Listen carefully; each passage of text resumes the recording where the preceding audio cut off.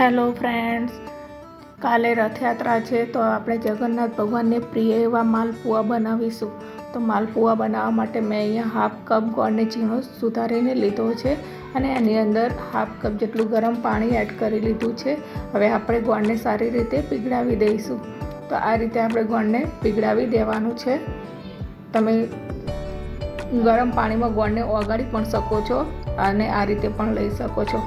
તો હવે એમાં અડધો કપ આપણે ઘઉંનો ઝીણો લોટ એડ કરીને સારી રીતે મિક્સ કરી લેવાનું છે કે જેથી અંદર લમ્સ ના રહે અથવા ગાંઠા ના પડે. તો આ રીતે આપણે આપણા બેટરને બનાવવાનું છે.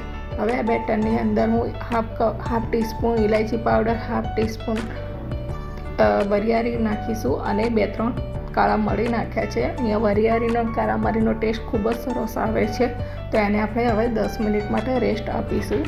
હવે 10 મિનિટ થઈ ગઈ છે તો હવે આપણે એને તળી લઈશું. આ રીતે આપણે એક ચમચામાં ભરીને એને તળી લેવાના છે. તમારે તળવાના હોય તો નોનસ્ટિક પેનમાં પણ તમે આ રીતે બેટર પાથરી અને જેમાં આપણે ઢોસા કે ઉત્તપમમાં ઉતારીએ છીએ એ રીતે પણ તમે ઉતારી શકો છો. તો આ રીતે આપણા માલપુઆ રેડી છે.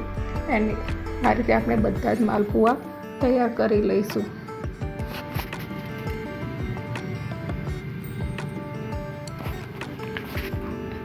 અને એની ઉપર આપણે ડ્રાયફ્રૂટથી સર્વ ગાર્નિશ કરીશું.